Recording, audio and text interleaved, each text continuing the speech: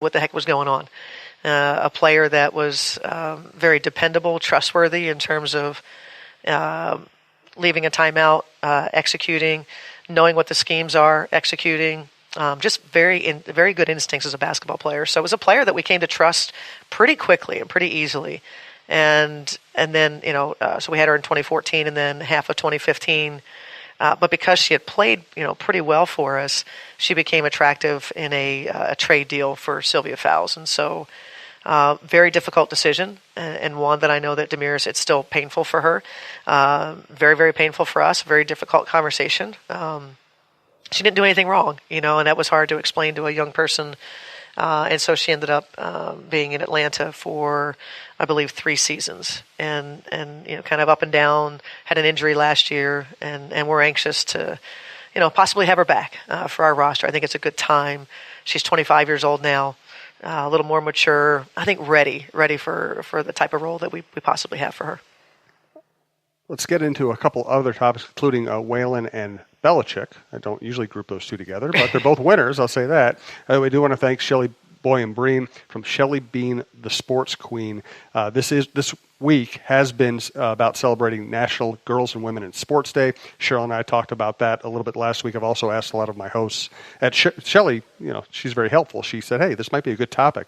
So I've asked a lot of my other co-hosts about important women in their lives who've, been mentors or have helped them along the way in their athletic or sports journalism adventures, and they've come up with some great answers. Well, Shelley Bean, the Sports Queen, is great for kids 4 to 9. Tell you about a tough little girl who loves to learn new sports. This isn't easy for her, but she keeps on getting back up. She keeps on demonstrating perseverance for girls and boys of all ages. At the end of every story, Shelley Bean reflects on her day and what she's accomplished and rewards herself by making a new sports charm for her crown. And in honor of National Girls and Women in Sports Day, Shelley is offering 33% off the cover price in honor of the 33rd anniversary of the event. 33% off the cover price. Go to Shelley Bean, the Sports Queen, and I want to make sure I get it right here, /Coach Reeve. So Shelley Bean, the Sports Queen, /Coach Reeve.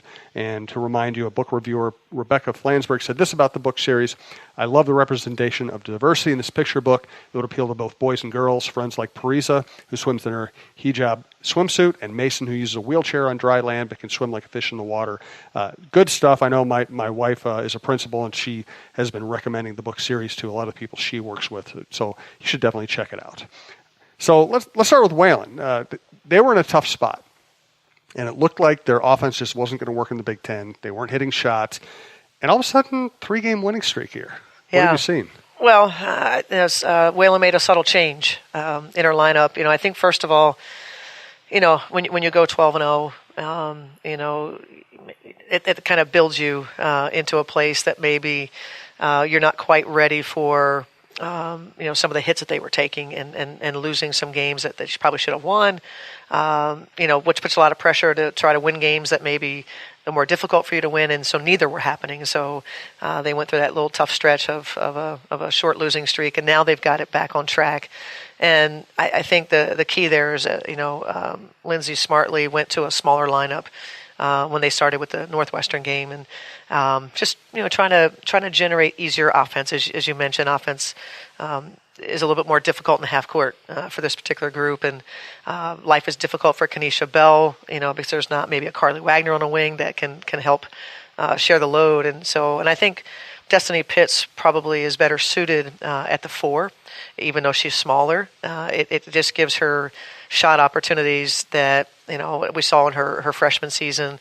Whether it's a pick and pop or you're trailing and she's stepping into a 3, and I think they've seen the kind of the benefits of doing that. They're also applying a lot of pressure defensively on teams, and so they're really defending hard. And when you defend hard like that and you rebound like they are, it gives you a chance to win every game that you play in. And that's been the case mostly for Whalen during the Big Ten. But getting back on the winning track is huge. That it's contagious.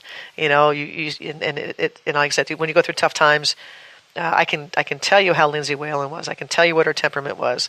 I also think she hit a moment where she probably started to challenge them a little bit more, and it started defining her identity as a coach. And I think all those things have been brilliant, and they're back on the upswing. one of the secondary benefit of doing podcasts with a lot of people who truly are experts, I mean, and not just journalists. I have great journalists on my panel too, but, Jeff Diamond was an NFL Executive of the Year. You've won many championships. Roy Smalley was an all-star baseball player. So you guys have insights that you can't get from anybody else. So I want to think about the week for a moment in this regard. Maya Moore, one of the greatest basketball players of all time, or one of the greatest basketball players in the world, is going to take a year off, and Lindsey Vonn, who might have been the greatest, I don't know how to categorize her, greatest athlete ever from Minnesota, greatest skier in the world. I mean, you don't really have to put too many limitations on it when you start describing her career. What do you see any similarities or correlations between their careers? Lindsey and Maya? Yeah, Lindsey Vonn and Maya Moore. Yeah. Or I guess that's probably not the right way to ask it. What does it mean to you that two people of that significance, might not be visible to us in the next year? Well, I mean, selfishly, from a viewership standpoint, you feel disappointed. You feel like there's a void and emptiness, because these are some incredible athletes that have brought thrills through the years, and in Vaughn's case and certainly Maya's case, they're how they've handled themselves. They're both endearing, and they've just kind of created this following, this people identify with them, and so to not be able to see them, in their respective sports, I think there's probably an emptiness, a void there. That now that being said, I don't know in the skiing world if if there's a next coming of Lindsey Vonn. I hope that there is. I know in the basketball world, we've said this before when we've had other great players, not play in the league. That the list this league is bigger than one player. It doesn't mean that you don't miss a Diana Taurasi when she takes a year off, a Maya Moore. But we have some incredibly talented women that play in the WNBA, and it would do them a disservice to focus solely on Maya's absence. There's a lot left in our league to focus on. Our league had a tremendous season last season. Ratings on ESPN up. There's no reason to expect that it wouldn't continue in the coming season. We will miss Maya. Certainly here, this franchise, her in the locker room as a teammate, certainly the fan base. Maya has done a lot of work here, and then just, the people from around the world that just love watching Maya Moore play won't get to do it this summer. And so just from that standpoint, I think the difficulty of maybe never seeing Lindsey Vonn ski competitively again, or to miss Maya Moore in 2019 in the WNBA, it's selfishly as a viewer, that's disappointing. I remember the first time I saw Maya play in person, I thought, wow. I mean, just I didn't even know what comparison flashed in my head, but I just thought, wow, this is different. And I remember, the first Olympics I ever covered was Lindsey Vonn's first Olympics. And I remember being in the Alps and standing at the bottom of a mountain and looking almost straight up and watching Lindsey and these other people hurtling almost 90 degrees down at you. It was really hard to imagine how somebody would be willing to do it, much less be great at doing it, well. Yeah. I've never been on skis, never will be. It's my biggest fear. I've had a number of people try to convince me to, whether it's even, getting on ice skates or skiing. As a basketball player, we were never allowed to do those things, right, in the wintertime. So I never got to be exposed to it. And now that I can, I have a real fear of getting wrapped around a tree. So I am in awe of like what you talked about, that what Lindsey's able to do on a slope. And the other thing about Lindsey is she went for it. Yeah. She put herself on the edge, and it led to a lot of crashes. Uh-huh. And to be that physically tough, you have to be so physically tough to be willing to put yourself on the edge, where one little slip, one little bad patch of ice, and you might run into a tree. But then the mental toughness to come back from all of those falls and still be the greatest, skier ever. I mean, maybe a touch of crazy. Yeah, and I think crazy. I really think a lot of people who are hyper successful probably have a little bit of crazy and know how to channel it. Absolutely. I've seen that too. Last topic of the podcast. Again, if you'd like to advertise with us, you can reach us at talknorthpodcast@gmail.com. So I was in Atlanta. I covered Bill Belichick winning another Super Bowl, and he's been doing it since year 2000. It's quite a dynasty, And like your dynasty, it's not winning 4 in a row. It's winning and having to figure out a new way to win it and coming back and winning again over and over and being in championship. When you're not winning at all, you're in championship games and still dealing with an extended season and a lot of pressure. Can you identify at all with what Belichick and the Patriots have gone through? Well, yeah, just from the standpoint of everybody's against you, nobody wants to see you win after you've done it for so long. Although I think you guys are a lot more likable than the Patriots, I'll say that. I think that's probably true. I hope that's true. Maybe not from a head coach standpoint, but certainly from the player's standpoint. I think if they had not gone the path of cheating in certain instances, that we just didn't think it was necessary. They're incredibly talented.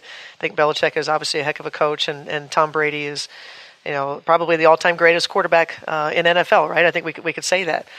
In terms of how long someone's been able to do that, when a quarterback is, he's 40, right? 41, what is he? He's 40 now, I think. He's 40, he'll be 41. I'll double check that, but I think it's 40. So, that in and of itself, how you have to care for your 41. body. That's crazy. That's unheard of in the NFL, really in any professional sport, to have that important of a job and to take care of himself so well. But I also think a lot of that is the players that you're putting around him to protect him, because I don't think he gets sacked very often, because I think if he would, it'd be a different story. Yes. So I think the pressure of winning every time you play, that is something that can be difficult to manage. I think unless you have a group around you that can block out maybe some of those expectations and focus on, like our group, we talk a lot about this, is that focusing on the day-to-day as opposed to looking up and looking out. It's harder to deal with maybe when you take a couple losses and it looks like maybe you're not going to maybe do what you've always done, because then people start to count you out, and you have to just, whether it's good energy or bad energy, you have to just, kind of block it all out and stay singularly focused on your teammates and the task at hand on the field or on the court. So that team has changed a lot. So you have to give, a lot of credit to, the transactions that they've made and the way that they identify players and they can fit them into, their schemes to bring out the best in them, a culture, a certain way of doing things. There are not many teams that are able to achieve consistent success without the culture being intact. And I think you wrote something that it wasn't culture; it was ruthlessness for them. Ruthlessness, right? Yes. Yeah, and that's part of the culture. Yeah, it depends on how you want to define culture. That's right? true. That's true. I think it's one of the most overused words. It drives me crazy. Yeah, because it can mean anything you want it to mean at any time. Absolutely. Yeah. So, but it was, I watched that game and a little bit like with. I felt like Diana Taurasi in the WNBA this past year. I actually became a fan of what she was doing, because you can't argue with how hard she's worked in her preparation and how well she was playing. Well, this is kind of the same thing with the Patriots. I know nobody wanted them to win, but as I'm watching, and while I would have liked to have seen a better offensive game and, more like the Eagles than the year before. But it's more fun. Yeah, I mean, it's obviously more fun to watch. But when it was all said and done, how it was impressive, I thought, and you could see it, how badly Tom Brady wanted to win that game. Now, I don't know. I have my reasons why I think, because I've gone through that. You just want just one more, I'll never ask again. I went through that every year, where just give it to us this time, I'll never ask again. And then you get to the next time, just this one time, I won't ask anymore.